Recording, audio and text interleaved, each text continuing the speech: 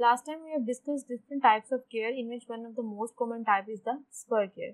Spur gear is basically the gear type of gear in which the tooth profile and the axis of rotation both are parallel to each other.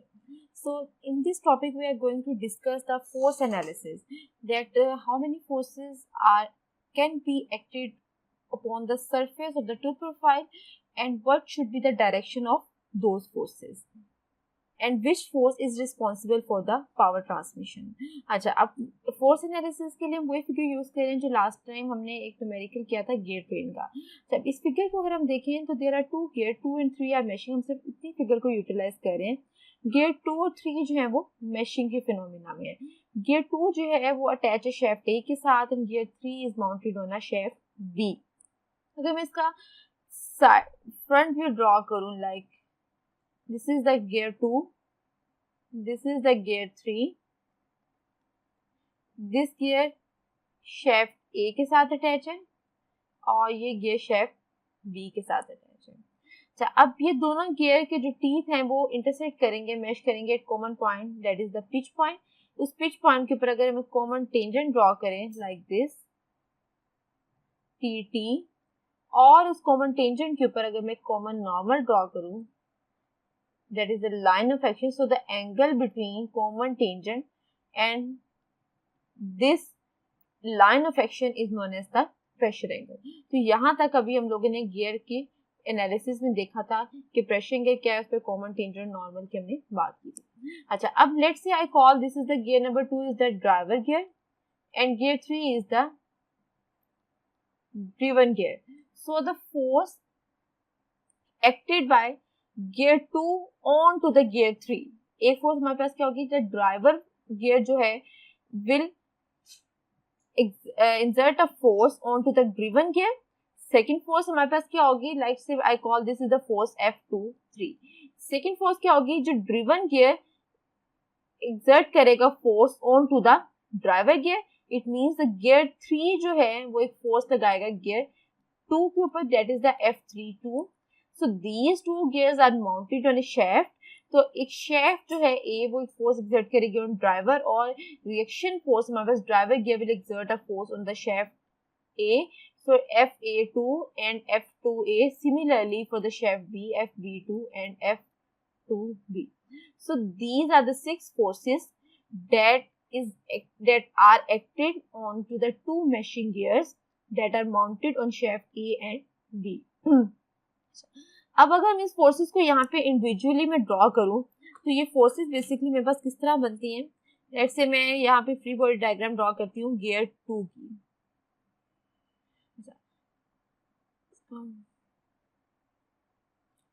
अब देखिए यहाँ पे gear 2 जो है वो gear 3 के ऊपर फोर्स एक्सर्ट करेगा इस पॉइंट के ऊपर. तो वो फोर्स जो है वो like this, let's I call this, जो ब्लू के साथ शो करी हूँ, दिस इज F23.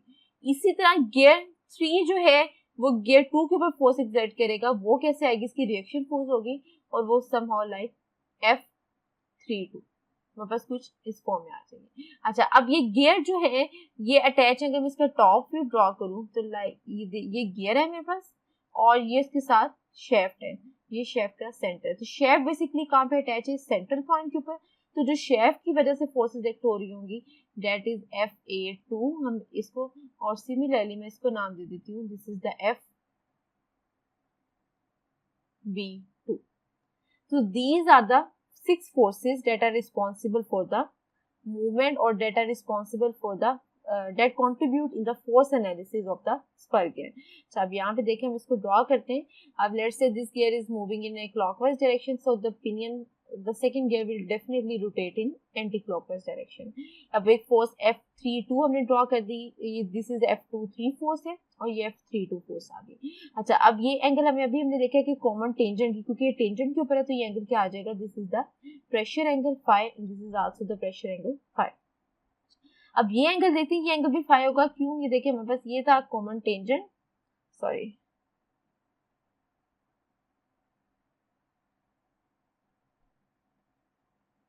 ये था मेरे पास कॉमन टेंजेंट, ये था कॉमन नॉर्मल.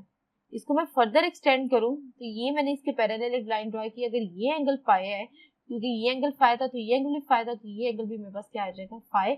इस वजह से मैंने इस एंगल को फाई एंगल का नाम दे दिया। अच्छा, अब हम देखते हैं, अब इसने एक सेपरेट यहाँ पे उसको सेपरेट कर लिया मैंने F32 फोर्स को, जो एक इंडिविजुअल फोर्स थी उसको मैंने डिवाइड कर दिया in the two component. First component that is along the radius, तो F3R2R ये कंपोनेंट क्या आ जाएगा, रेडियल कंपोनेंट आ जाएगा, और सेकंड कंपोनेंट क्या आ जाएगा, it is on the tangent of the pitch circle, तो that is F32 tangent. This component is parallel along the radius of the pitch circle and this component is on the tangent। इसी तरह जब हम FA2 को divide करेंगे तो एक component मेरे पास क्या आ जाएगा, along the tangent, और सेकंड कंपोनेंट क्या आ जाएगा, along the radius of the circle। तो ये हम इन कंपोनेंट्स को मेंशन करते हैं। हमारे पास इस तरह FA2 टेंजेंशियल कंपोनेंट और FA2 रेडियल कंपोनेंट। ये एंगल क्या है, phi. Let's say I call this is the triangle A, this is B, this is C। अब इस ट्राइंगल ABC में साइन ऑफ फाई देखें किसकी इक्वल आएगा, that is equal to perpendicular over hypotenuse. Perpendicular मेरे पास यहाँ पे क्या होगा, दिस इज F32, हाइपोटेन्यूज क्या होगा, it is equal to F32, sorry ये कंपोनेंट क्या F32R, और this is the hypotenuse F32। तो मेरे पास रेडियल कंपोनेंट किसकी इक्वल आ जाएगा, F32R is equal to F32 into sine of phi. इसी तरह कोस ऑफ फाई अगर मेंशन करें यहाँ वो किसी को आ जाएगा F32T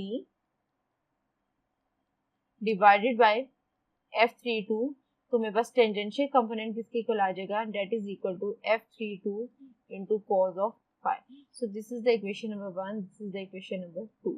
अब अगर हम इक्वेशन नंबर 2 को देखें तो ये क्या है, रेडियल टेंजेंशियल कंपोनेंट है। अब टेंजेंशियल कंपोनेंट क्या है,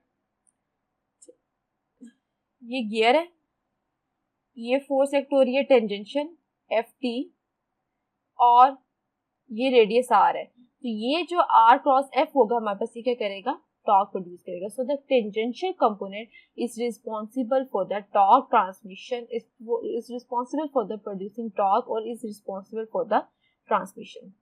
वो टॉर्क हमारे पास किसके को लाएगा, लेट्स से हमने रेडियल कंपोनेंट उसको F32 को रिप्लेस कर दिया WT के साथ for the ease of convenience. तो मेरे पास टॉर्क मुझे पता है किसके इक्वल होते हैं, torque is equal to R into F। तो R मेरे पास यहाँ पे क्या आ जाएगा, it will be equal to, this is total distance pitch circle diameter D, तो R सेंटर तक हमारे पास क्या आ जाएगा D/2, तो इट इज D/2, और F किसके इक्वल है, that is equal to WT।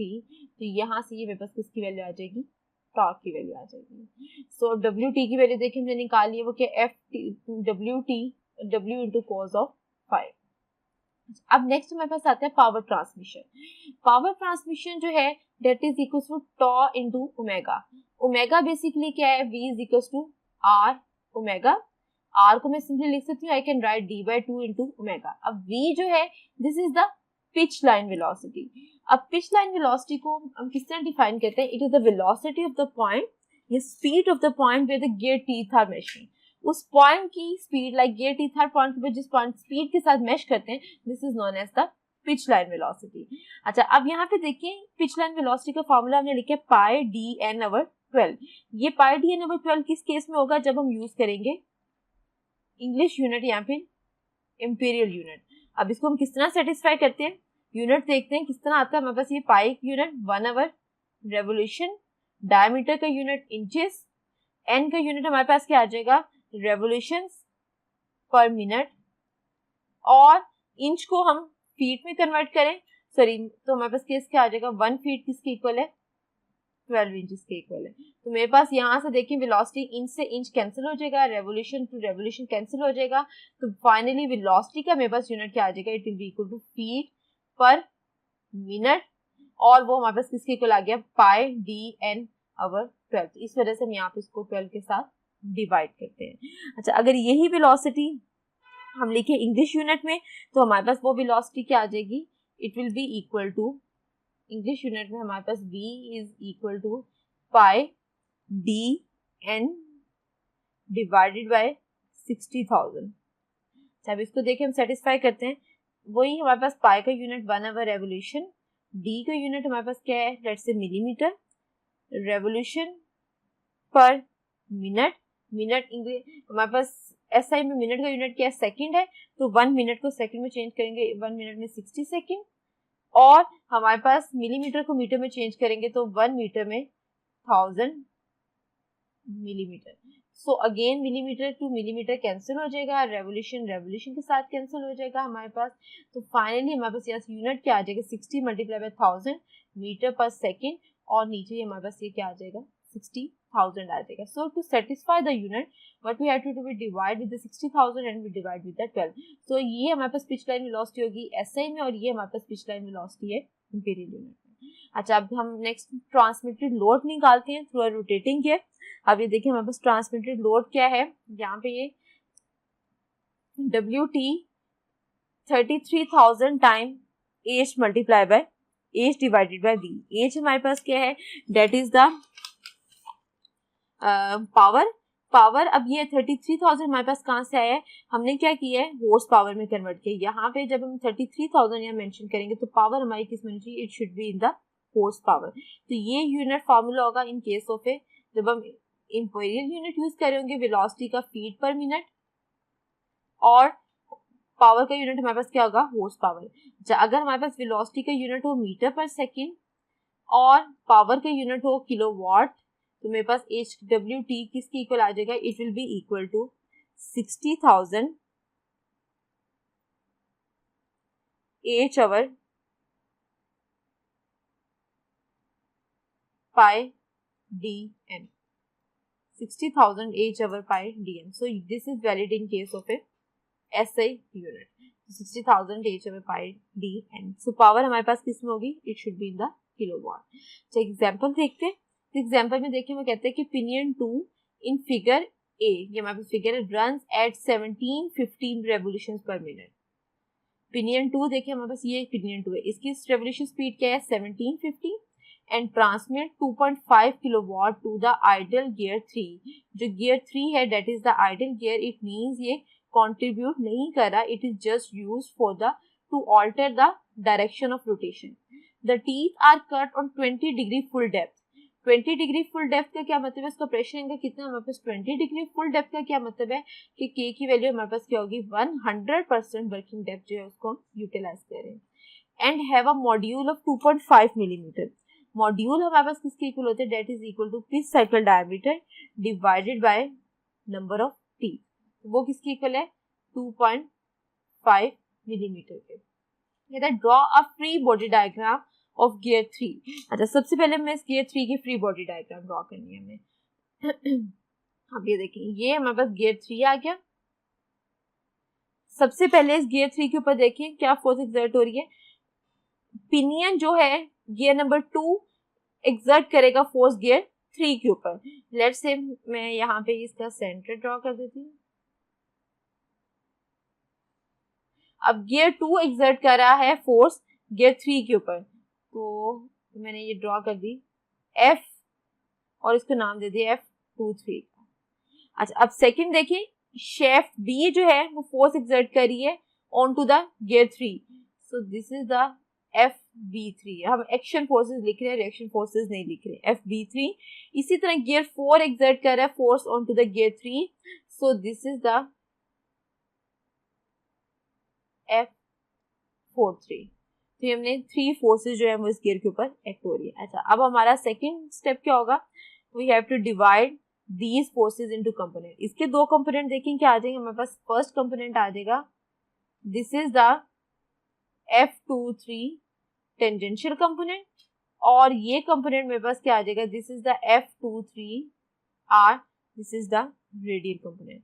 अब ये हमारे पास क्या कॉमन टेंजेंट है, ये लाइन ऑफ, ये फोर्स किसके अलोंग होगी, along the line of action, because forces हमेशा लाइन ऑफ एक्शन के अलोंग होगी. तो ये एंगल क्या आ जाएगा, this angle will be the phi angle. अच्छा, अब FB3 को डिवाइड करते हैं.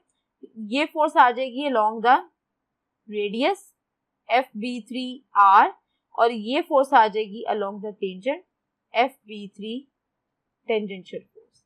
अब अगेन अगर हमारे पास एक ट्रांसवर्स एक्सिस में और एक लाइन स्ट्रेट लाइन और उसकी एक्सिस में एंगल फाई है, तो मेरे पास ये वाला एंगल जो है, this angle will also be the phi angle. अब F43 को डिवाइड करते हैं. Again the component that is along the radius F43R, and second component is along the tangent F43 tangent. तो ये हमारे पास एंगल क्या आ जाएगा, this angle will be the again the phi angle. So this is the complete free body diagram of the gear 3 and the forces जो कि उसके ऊपर एक्ट कर रही थी उनको हमने शो किया. नेक्स्ट स्टेप में वो क्या कहते हैं, हमने इन फोर्सेस को कैलकुलेट करना है. अब हमें पता है फोर्सेस को कैलकुलेट करने के लिए हमारे पास देखें बेसिकली हमें सबसे पहले क्या रिक्वायर्ड होगा. हमने जो दो मेन फॉर्मूलाज कैलकुलेट किए थे, हमारे पास क्या है, टेंजेंशियल फोर्स है और सेकंड हमारे पास क्या है, that is the radial force. अब टेंजेंशियल फोर्स हमारे पास किसके इक्वल होगी, it will be equal to, क्योंकि यहाँ पे यूनिट क्या है, मिलीमीटर है, तो मींस ऐसा यूनिट है, तो हमारे पास फोर्स का फार्मूला क्या आ जाएगा, WT 60,000 H divided by pi DN. तो यहाँ से हमारे पास क्या आ जाएगी, टेंजेंशियल फोर्स आ जाएगी. अच्छा, जब टेंजेंशियल फोर्स आ जाएगी तो हम एक रिलेशन डेवलप कर सकते हैं between the tangential force and the radial force. अभी देखिए अगर मैं इसी डायग्राम यहाँ से इसी को दोबारा लेके आऊं, this is the FT, this is F और ये फोर्स मेरे पास क्या आ जाती है, FR, और ये एंगल मेरे पास क्या है, 5. तो यहाँ से हम देखें टेंजेंट ऑफ 5 किसके इक्वल आ जाता है, that is equal to, this is base FT our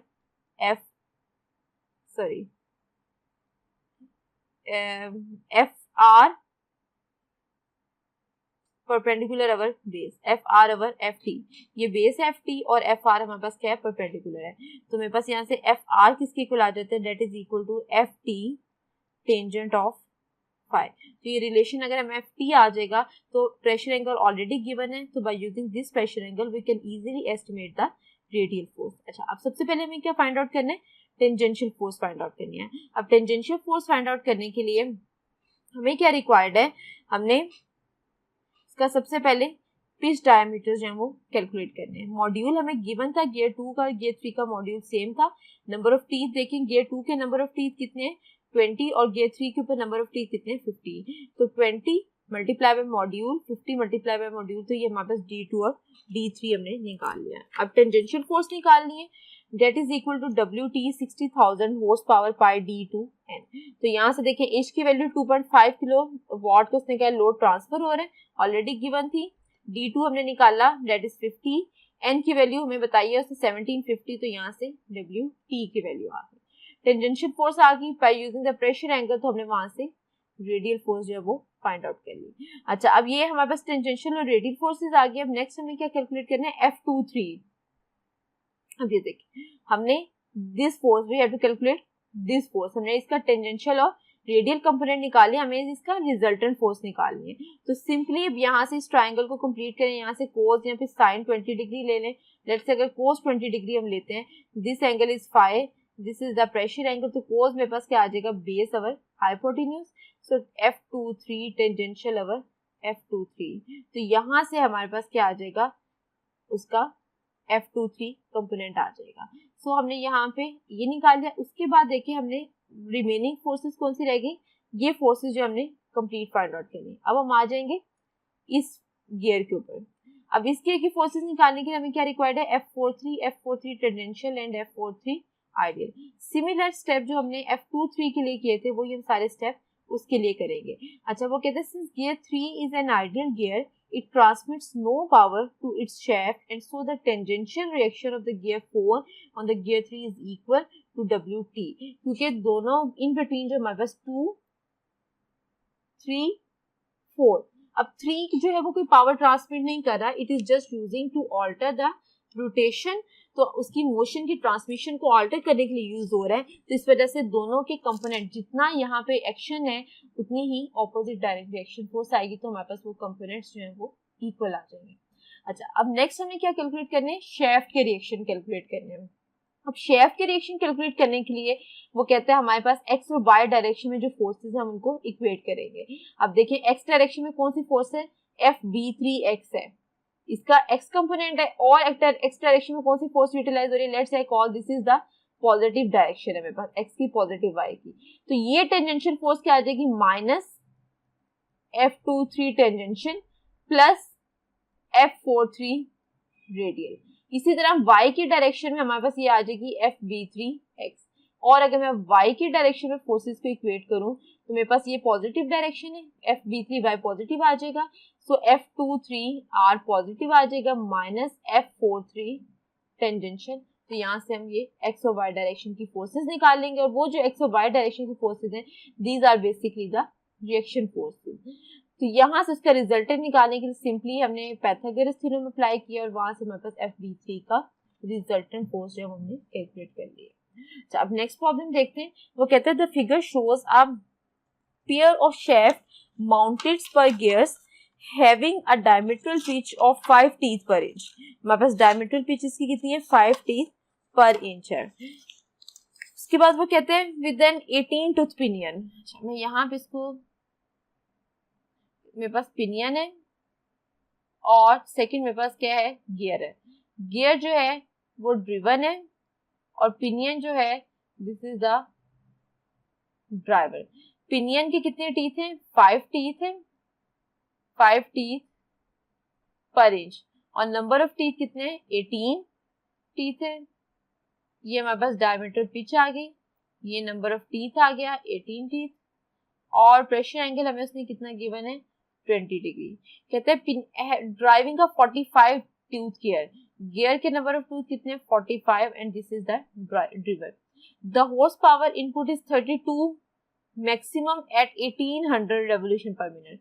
input power हमारे पास कितनी 32 है और कितनी रेवोल्यूशन के ऊपर है 1800 के ऊपर। कहते हैं find the direction and magnitude of the maximum forces acting on bearing A B C D।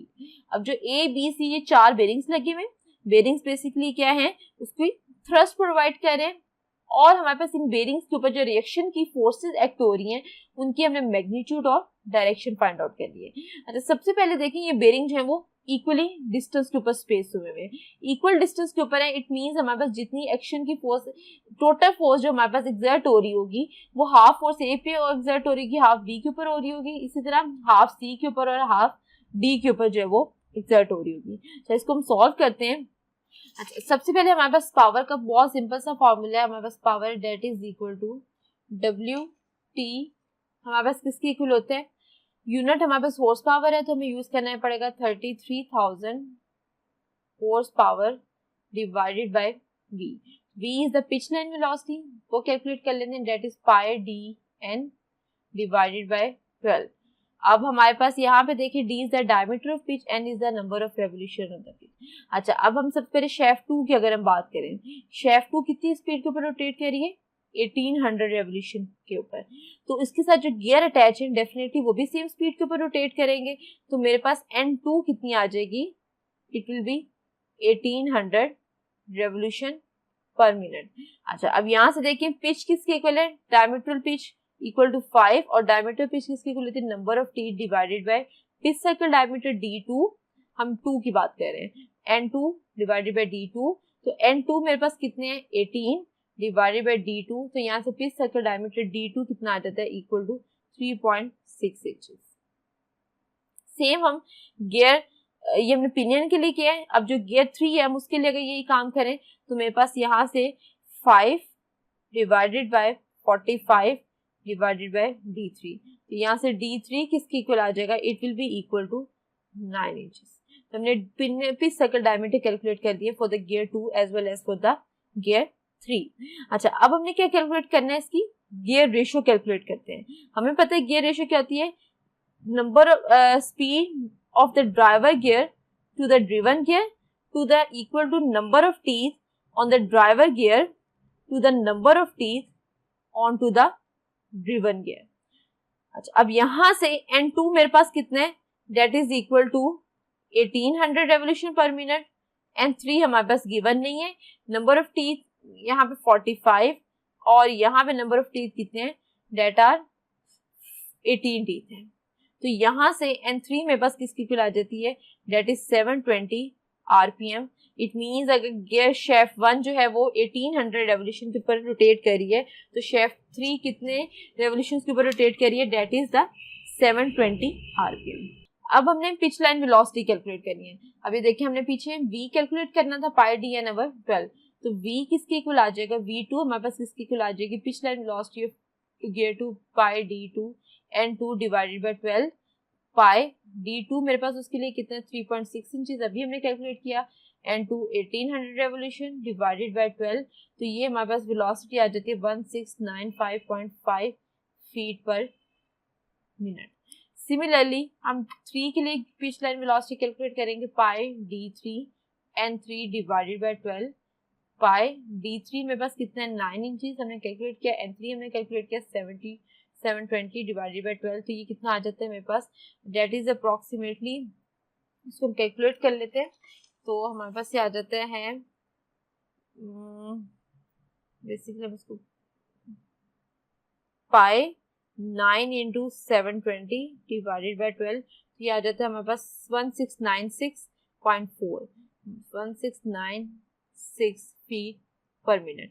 It means pitch line velocity हमारे पास जो गियर 2 और गियर 3 है दोनों की वेलोसिटी सेम है, they both are rotating with the same angle, उनकी जो pitch line velocity है, मैशिंग और टीथ की जो स्पीड है, the both of the gear are same. अच्छा, अब हम इसके लिए कैलकुलेट करते हैं W टेंजेंशियल कंपोनेंट कैलकुलेट करते हैं for the gear 2, that is equal to 33,000 time input power कितनी है हमारे पास 32 divided by pitch line velocity 1695.5, तो यहाँ से हमारे पास WT आ जाता है 0.622.8 पाउंड्स आ जाते हैं। WT3 कैलकुलेट करते हैं, दैट इज 33,000 मल्टीप्लाई बाय हमारे पास input power again 32, pitch line velocity हमारे पास कितनी है 1695.5, तो हमारे पास यहाँ से अगेन आ जाता है 622.8 पाउंड्स सेम आ जाते हैं। तो WR हमें अभी हमने रिलेशन कैलकुलेट किया equal to WT tangent of phi, तो यहाँ से टेंजेंट ऑफ फाई 20 डिग्री है, तो WR हमारे पास आ जाता है 226.7 पाउंड। अब देखिए क्योंकि प्रेशर एंगल सेम है for both radial and tangential forces भी हमारे पास क्या होंगी, सेम होंगी गियर 2 और गियर 3 के लिए। प्रेशर एंगल सेम होने का क्या पर्पज है, हमारे पास उसकी पिच लाइन वेलोसिटी सेम आ रही है, पिच लाइन वेलोसिटी सेम आने का क्या पर्पज है, उसका टेंजेंशियल कंपोनेंट सेम है, अगर टेंजेंशियल हमारे पास सेम है तो फाइनली हमारे पास रेडियल कंपोनेंट भी सेम होगा। सो हमारे पास W F shaft, total force जो शेफ्ट के ऊपर एक्सर्ट हो रही होगी, that will be equal to sum of Pythagoras theorem apply करेंगे टेंजेंशियल और plus radial component, so that is equal to 622.8 square plus 226.7 square, तो यहाँ से एफ शेफ्ट आ जाते 662 पाउंड। अब हमने क्योंकि बेरिंग रिएक्शन कैलकुलेट करने थे, तो बेरिंग रिएक्शन जो है क्योंकि इक्वली डिस्टेंस है, इक्वली डिस्टेंस होने की वजह से फ्रॉम ईच अदर, तो हमारे पास बेरिंग रिएक्शन किसके इक्वल आ जाएगा, आर ए, हम कहते हैं bearing reaction equal to R B equal to 662 divided by 2 equally distance divide pound.